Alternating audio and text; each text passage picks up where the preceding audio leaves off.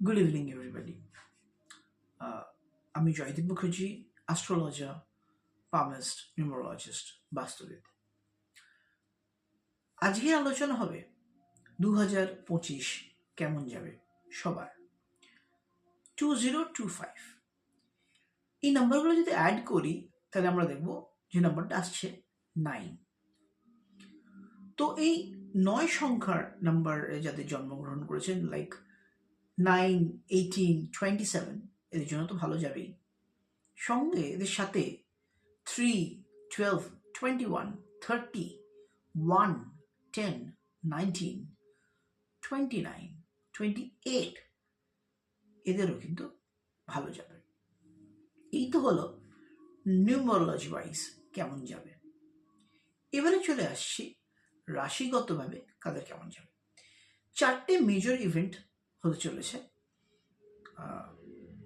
Global জোডিয়াকে বা planetary চেঞ্জেসে, যেটা আমাদের লাইফকে সার্টেন এক্সটেন্ট অবধি ইনফ্লুয়েন্স করবে।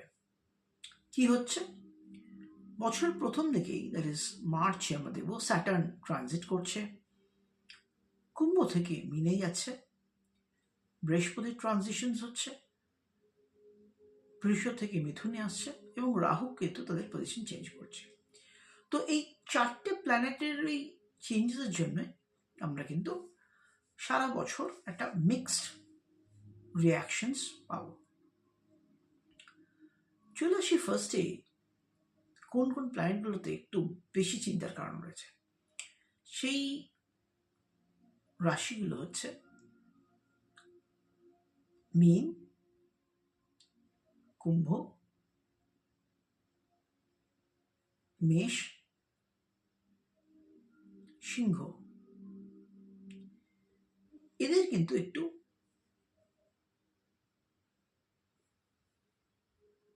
40% ভালো, 60% খারাপ, এরকম সিচুয়েশনের মধ্যে দিয়ে যেতে হবে।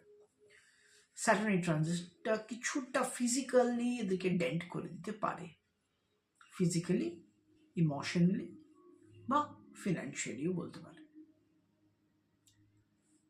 বাকি রাশিগুলো কেমন যাবে?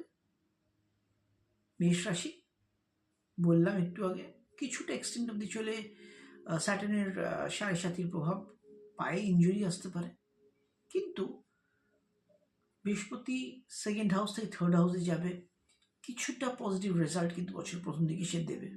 ফিনান্সিয়ালি কিছুটা সিকিউর হওয়ার জায়গা থাকবে, বাইরে ভ্রমণের চান্স আছে বা বাইরে গিয়ে ক্যারিয়ার করতে চাইলে পারবে করতে।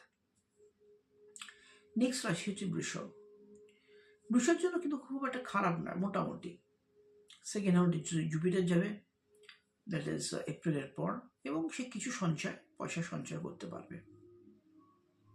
এবং এই যে ট্রানজিটটা হচ্ছে স্যাটার্নের, এই ট্রানজিটের জন্য কিন্তু যে কাজগুলো আটকে ছিল সেগুলো কিন্তু আস্তে আস্তে হতে শুরু করবে।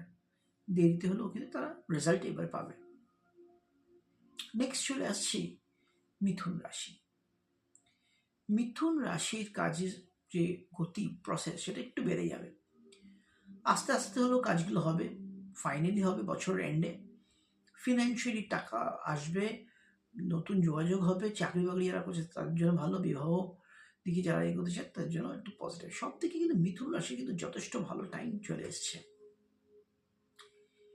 এর পরের রাশি হচ্ছে কর্কট।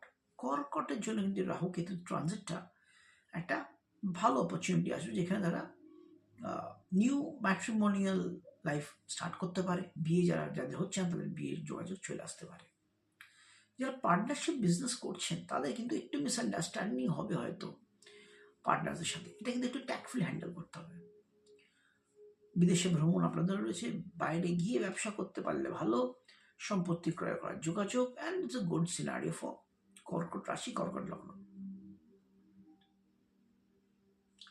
তারপরের রাশি লগ্নটা হচ্ছে সিংহ রাশি, সিংহ লগ্ন। সিংহ রাশি, সিংহ লগ্নের জন্য একটু ফিজিক্যালি প্রবলেম দেবে, হঠাৎ করে কিছু প্রাপ্তি যোগ আসতে পারে। এছাড়া পায়ে ইনজুরি, সঙ্গে এক্সট্রা কিছু খরচা, হসপিটালাইজেশন, এইসব চান্সেস রয়েছে। বছরের এন্ডে গিয়ে কিন্তু দেখবেন যে কিছু সেভিংস কিন্তু আপনাদের কম বেশি হয়ে যাবে।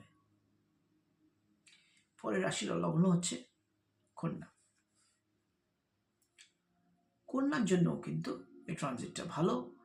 ওভারঅল রিলেশনশিপে কেউ যদি থাকেন সেইখানে কিন্তু একটু প্রবলেম আসতে পারে, মিসআন্ডারস্ট্যান্ডিং হতে পারে। ছেলের বা মেয়ের জন্য, সন্তানদের জন্য আপনাদের কিন্তু একটুখানি কিন্তু ডিপ্রেসড যাবে টাইম, বা একটু ভালো ফলাফল হবে না। যারা হায়ার এডুকেশন করছেন তাদেরও কিন্তু কিছু প্রবলেম আসতে পারে। রিলেশনশিপ বা প্রেম মধ্যে যদি জড়িয়ে পড়েন তাহলে কিন্তু বিপদ আছে, তো অ্যাভয়েড করবেন এখন এসবের মধ্যে না জড়াতে। নেক্সট রাশি লগ্ন হচ্ছে তুলা। তুলা রাশি, তুলা লগ্ন, এবং তুলা রাশি তুলা লগ্নের জন্যও কিন্তু এটা কিন্তু একটা ভালো সময়। কিছু পজিটিভ ফিনান্সিয়ালি আসবে। যদি বাইরে গিয়ে বিজনেস করতে চান বা ট্রিপ করতে চান, ফরেন জার্নি, সেখানেও করতে পারবেন এবং সাকসেস আসবে। তুলার জন্য কিন্তু পজিটিভ। এর পরের রাশি হচ্ছে বৃশ্চিক, মঙ্গলের রাশি। বৃশ্চিকের জন্য কিন্তু সন্তানের জায়গা থেকে কিছুটা প্রবলেম, ইমোশনাল জায়গা থেকে একটু অসুবিধা, কাজের গ্রোথটা যেন একটু স্লো হয়ে যাবে, ইনজুরি হতে পারে, হাত ভেঙে যেতে পারে বা পা ভেঙে যেতে পারে, এবং একটু সাবধানে থাকবেন। এইখানে কিন্তু একটু অ্যাস্ট্রোলজারের সাথে কনসাল্ট করে নেবেন। যারা আমার সাথে যোগাযোগ করতে চান তারা 9830462757 এই নাম্বারে ফোন করে বা হোয়াটসঅ্যাপে বুকিং করতে পারেন ইন অ্যাডভান্স। আচ্ছা, একটা কথা বলতে ভুলে গেছি, ইট ইস আমার ভিডিওটা ভালো লাগলে লাইক, শেয়ার, সাবস্ক্রাইব করবেন, যাতে ইন্সপিরেশন পাওয়া যায় আরও নতুন নতুন ভিডিও করার।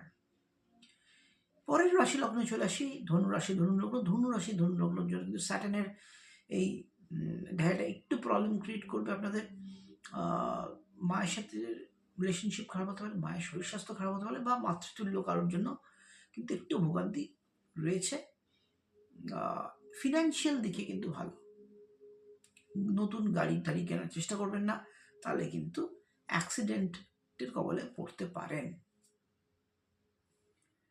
এরপরে চলে আসছে মকর রাশি আর কুম্ভ রাশি। এই দুটো রাশিকে একসাথে বলে দিচ্ছি।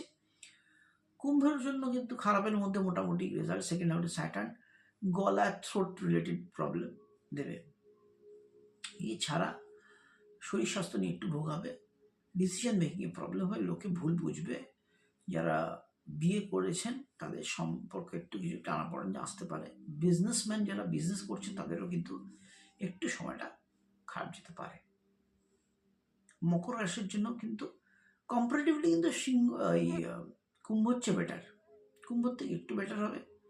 বৃহস্পতির ট্রানজিটে কিছু লাভ আসবে, কিছু চাকরি বাকরি যারা যারা খুঁজছেন তাদের জন্য কিন্তু তারা পেয়ে যেতে পারেন।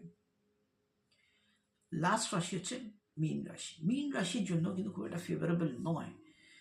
হ্যাঁ, যদিও বৃহস্পতি ট্রানজিটে কিছু পয়সা অর্থ পাবেন, কিন্তু পায়ে ইনজুরি, শরীর স্বাস্থ্য খারাপ, বাড়ির গুরুজনদের শরীর খারাপ, এই একটা ঝামেলার মধ্যে থাকবে। এইখানে কিন্তু একটু অ্যাস্ট্রোলজিক্যাল গাইডেন্স নেবেন। আপনাদের বাড়ির কাছে যাকে পাবেন, যে কোনো ভালো অ্যাস্ট্রোলজারের সঙ্গে যোগাযোগ করে একটু নেবেন, এবং ডেফিনেটলি তারা আপনাদেরকে হেল্প করতে পারবেন। আর যারা আমার সাথে যোগাযোগ করতে চান 9830462757 এই নাম্বারে হোয়াটসঅ্যাপ করে বা ফোন করে যোগাযোগ করবেন। এই বলে আজকে থামছি। কিছুদিনের মধ্যেই হয়তো নতুন ভিডিও নিয়ে আসবো।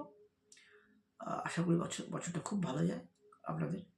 Mary Christmas and happy new year to you all. Mighty God bless you. নমস্কার, গুড নাইট, শুভরাত্রি।